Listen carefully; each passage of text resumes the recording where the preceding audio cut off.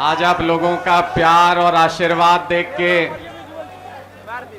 भावुक भी हूं और पता नहीं कि ये कर्जा कैसे उतार पाऊंगा आप सबका। बहुत बहुत शुक्रिया आप सभी का, जितना प्यार आपने आज, जितना प्यार दिया अपने इस बेटे को।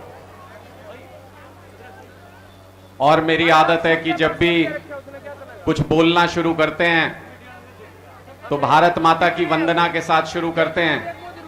आपका इतना प्यार मिला है, उम्मीद करता हूं भारत माता के इस जयकारे में भी एक एक व्यक्ति की आवाज, माताओं, बहनों, बुजुर्गों, बच्चों की आवाज इसमें शामिल होगी।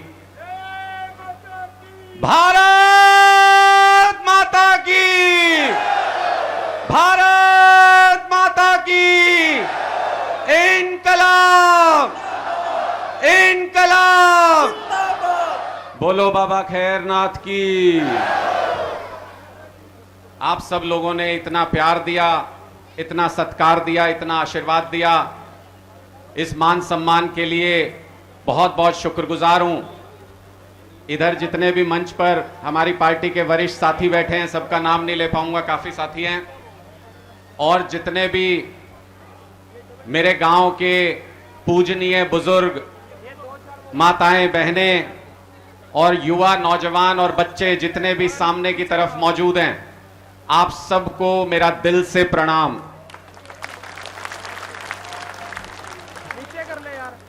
बचपन में बहुत भागे इन गलियों में, रहते थे शहर में, लेकिन छुट्टियों में जब भी मम्मी पापा यहां लेके आते थे तो ये होता था कि गांव की गलियां क्या और खेत क्या, ये महीना 2 महीना जो गर्मी की छुट्टी मिली उसमें सब कुछ समेट के साथ में ले जाएं। इतना प्यार यहां पे मिलता था आप सब लोगों का। आज भी मुझे यकीन है कोई ना कोई आंगन आप लोगों का जिसमें नन्हे नन्हे पांव के निशान आज भी मिल जाएंगे, वो यादें आज भी होंगी वहां पर। और वही संस्कार और वो मान सम्मान लेकर के जब आगे बढ़े जीवन में तो बहुत मौके मिले। मां बाप की कृपा से, आप सबके आशीर्वाद से, आपके संस्कारों से, पत्रकारिता की और उन बुलंदियों को छुआ। कहते हैं कि देश के जो सबसे बड़े चैनल रहे, आज तक, जी न्यूज, न्यूज 18, उन सारे चैनलों में टॉप मैनेजमेंट में एडिटर के तौर पे खूब काम किया, खूब नाम कमाया। लोग कहते हैं भ्रष्ट वो होता है जिसको मौका नहीं मिलता। खूब मौके मिले, दुनिया भर के लोग सूटकेस लेके सामने खड़े रहते थे, लेकिन आपके संस्कार ऐसे थे, आपके बेटे ने आज तक ऐसा काम नहीं किया कि कोई एक पैसे की भी उंगली उठा सके।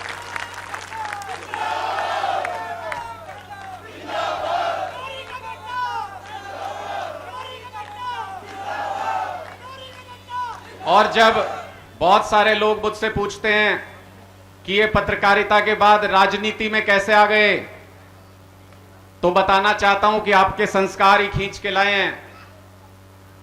ये धनौरी की मिट्टी से पैदा हुए, यहां का खून रगों में है। जब किसान आंदोलन चल रहा था और मीडिया चैनलों पे, पत्रकारों पे खुल के ये दबाव डाला जा रहा था कि जो जमीन से सोना निकालते हैं, हमारे माँ बाप, बुजुर्ग जो किसान हैं, उनको आतंकी कहें, उनको भ्रष्ट कहें, उनको किसी साजिश का हिस्सा कहें, तब आपके दिए हुए संस्कार थे। मन नहीं माना कि अपने बुजुर्गों को, अपने लोगों को ऐसे शब्दों से बोले, इसलिए पत्रकारिता छोड़ के यह फैसला किया कि राजनीति में आऊंगा। जब राजनीति में आने की ठानी तो सारी पार्टियों के ऑफर थे। 15-20 साल केंद्र में रह के, दिल्ली में रह के पत्रकारिता किए, हर पार्टी का सबसे बड़ा नेता जानता है, सब पार्टियों से ऑफर थे, सब जगह जा सकता था। लेकिन क्यों आया इसी पार्टी में? क्यों ये रास्ता चुना जो मुश्किल है? क्यों ये रास्ता चुना जहां पे बहुत कठिनाइयां हैं? सिर्फ इसलिए आपने बहुत सारे नेता देखे होंगे, बड़े बड़े वादे करते हैं, लोग उनके साथ जुड़ जाते हैं, और फिर जब वो नेता किसी मुकाम पर होते हैं, अपने वादे पूरे नहीं कर पाते, तो उस नेता को कोई कुछ कहने नहीं जाता। जिसने उनके लिए वोट मांगे होते हैं उनको उलाहने सुनने पड़ते हैं। इसलिए ऐसी पार्टी को चुना जिसमें जो वादा किया, और अगर मेरे नाम पे भी आप लोग चुनाव लड़ने के लिए जाओगे, वोट मांगने के लिए जाओगे, तो ऐसी पार्टी को चुना है आपके बेटे ने जहां पे वादे नहीं किए जाते, गारंटी दी जाती है। कभी भी पलट के आपको नजर झुकानी नहीं पड़ेगी।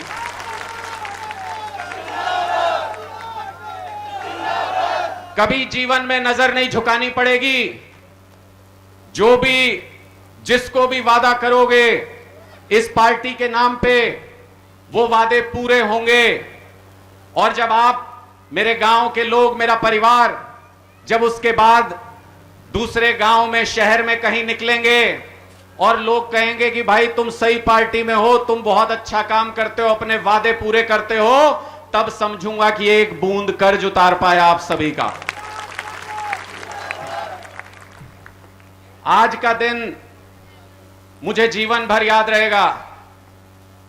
और ये जो पगड़ी आपने सम्मान की, आशीर्वाद की पहनाई है, आज आपके बीच में वादा करके जा रहा हूं।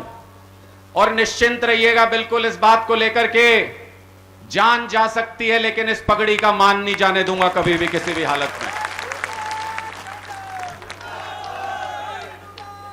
किस बदलाव के रास्ते पे निकले हैं? क्यों इतनी कठिन डगर चुनी है? क्योंकि मैंने तो अपने परिवार के अंदर घटते हुए देखा है।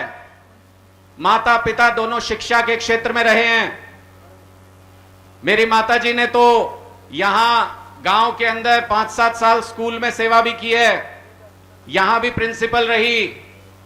मैं देखता था कि कितनी दुश्वारियां हैं रास्ते में, कितनी मुश्किलें हैं। अगर कोई हमारे बच्चों को पढ़ाना चाहता है तो ये सारे नेता, सारी पार्टियां सब इकट्ठे हो जाते हैं उस रास्ते को रोकने के लिए।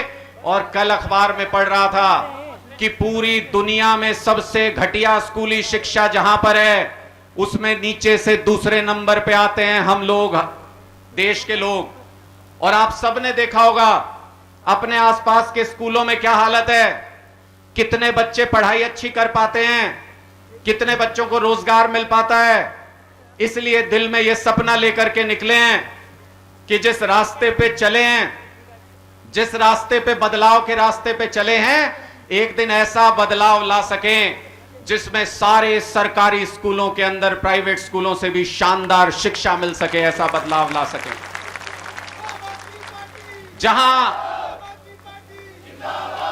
जहां गांव के अंदर भी 24 घंटे बिजली आ सके, ऐसा हरियाणा बनाना चाहते हैं। जहां गांव के अंदर घरों पे छापे नहीं मारे ये सरकार, जहां हमें अपनी जरूरत की बिजली मुफ्त मिल सके, ऐसा हरियाणा बनाना चाहते हैं। जहां किसानों को उनकी फसल का अच्छा दाम मिल सके, ऐसा हरियाणा बनाना चाहते हैं। जहां अस्पताल में, गांव के अस्पताल में जहां पे सारी सुविधाएं मिलती हो, दवाएं फ्री मिलती हो, जहां पे बड़े से बड़ा इलाज मुफ्त होता हो, ऐसा हरियाणा बनाना चाहते हैं, एक एक गांव बनाना चाहते हैं। और मैं आपसे कहता हूं, आप जहां भी अपने बेटे के लिए लोगों से बात करने के लिए जाएं, अगर हमारी पार्टी, आपकी पार्टी आम आदमी पार्टी के लिए कहीं वोट मांगने जाएं, तो दूसरी पार्टियों की तरह कभी भी ये नहीं कहना पड़ेगा आपको कि पहले वोट दो बाद में काम करेंगे। जिससे भी वोट मांगो उसको ये कहना कि ये बॉर्डर पार करते ही पंजाब के अंदर कोई दरवाजा खटखटा के देख लो, अगर आम आदमी पार्टी ने वहां काम किया हो तो वोट देना, वरना बिल्कुल वोट मत देना।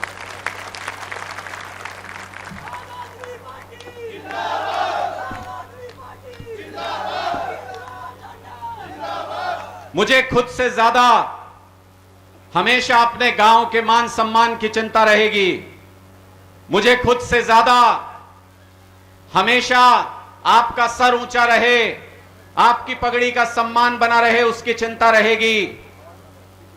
मैं आज यहां पे आपके बीच में यह वादा करके जा रहा हूं, इतना प्यार और सम्मान जो आपने दिया है, अरविंद केजरीवाल जी ने बहुत बड़ी जिम्मेदारी देकर के भेजा है कि हरियाणा के अंदर बदलाव लेके आना है। बड़े बड़े तुर्रम खां, बड़े बड़े दिग्गज हैं, इनको सीना ठोक के इनका मुकाबला कर सकते हो? तो मैंने कहा कि हां कर सकता हूं। तो उन्होंने कहा कि हरियाणा के अंदर बदलाव लाना है। एक एक पार्टी के एक एक नेता, बड़े से बड़े नेता की आंख में आंख डाल के, आपका बेटा इतनी काबिलियत रखता है और इतना हौसला रखता है कि आंख में आंख डाल के उनसे सवाल कर सकते हैं, उनके भ्रष्टाचार को उजागर कर सकते हैं।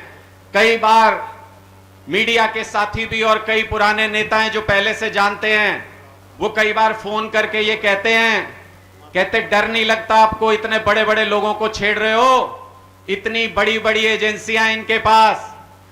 तब एक बात कहता हूं, तब हर व्यक्ति को एक बात बताता हूं, और इससे आपको एहसास होगा कि मेरे लिए इस गांव की कितनी कीमत है, मेरे लिए इस गांव का कितना मान सम्मान है। मैं उन लोगों को कहता हूं कि धनौरी का खून है, किसी के बाप के अंदर हिम्मत नहीं जो झुका सके। भ्रष्टाचारी आदमी नहीं झुका सकता, भ्रष्टाचारी आदमी नहीं झुका सकता कोई भी। कोई नम्रता से, कोई विश्वास से, कोई प्यार से कलेजा भी मांगेगा तो निकाल के दे देंगे, लेकिन कोई भ्रष्टाचारी ये सोचे कि डरा देगा, झुका देगा, तो हिम्मत नहीं किसी के अंदर की झुका सके। आपका आशीर्वाद है मेरे साथ। ये मुश्किल रास्ता चुना है, और जब इस रास्ते पे निकले हैं, जब अरविंद केजरीवाल जी ने यह विश्वास करके यहां पे भेजा है, तो वो मेरे अकेले के बस की बात तो है नहीं, अकेले नहीं कर सकता वो काम। उसमें आप सबका सहयोग चाहिए, आप सबका प्यार और आशीर्वाद चाहिए। इसलिए आज हाथ जोड़ के, झोली फैला के आपका साथ मांगने आया हूं, आपका प्यार मांगने आया हूं। आप लोग अगर साथ खड़े हो जाओगे, आप लोग अगर ये विश्वास दिलाओगे कि हम इकट्ठे मिलकर इस लड़ाई को लड़ सकते हैं, इस मजबूत लड़ाई को लड़ सकते हैं, तो फिर मुझे इसमें कोई संदेह नहीं कि 2024 में ही पूरे बहुमत की सरकार हरियाणा के अंदर आम आदमी पार्टी की बनाने जा रहे हैं। जिसमें जितनी ताकत हो उतनी लगा दो, जिसमें जितनी ताकत हो उतनी लगा दो, जितना सामर्थ्य है उतना लगा दो।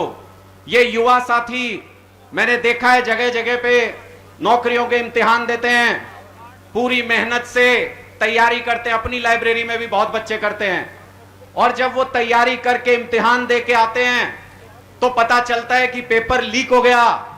कभी पता चलता है कि जो पर्चे आने वाले थे, लेटर आने वाले थे इनके, कहते हैं जी ये नौकरी कैंसल, सारी की सारी नौकरी कैंसल, दोबारा निकालेंगे।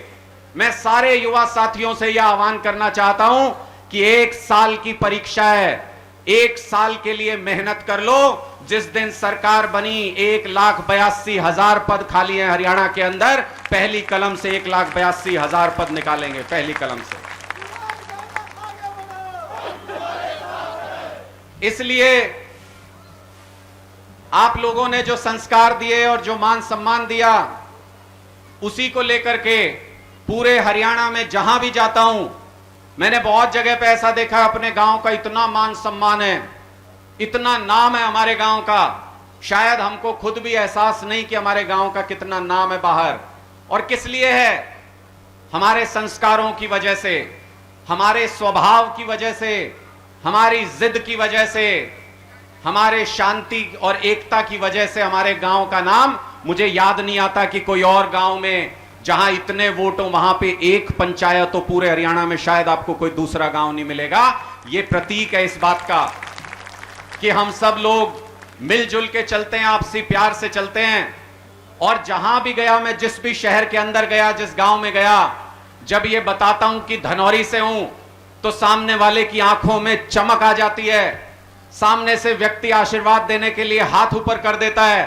इसी से पता चलता है कि हमने जहां भी दोस्ती की, रिश्ते किए, जहां पर भी हमारी कोई भी मान मर्यादा रही, हमने पूरे संस्कारों से, पूरी ताकत से, पूरी हिम्मत से निभाई है। इसलिए पूरे हरियाणा के अंदर हमारा इतना मान सम्मान है इस गांव का। इस गांव के नाम से जितना मुझे मान सम्मान मिला है, मेरी पूरी कोशिश रहेगी कि उस मान सम्मान को उससे भी बढ़ा के, वापस लौटा के आप लोगों के चरणों में डाल सकूं। यही मेरी जीवन का लक्ष्य है। आपके दुख सुख में हमेशा साथ रहूंगा।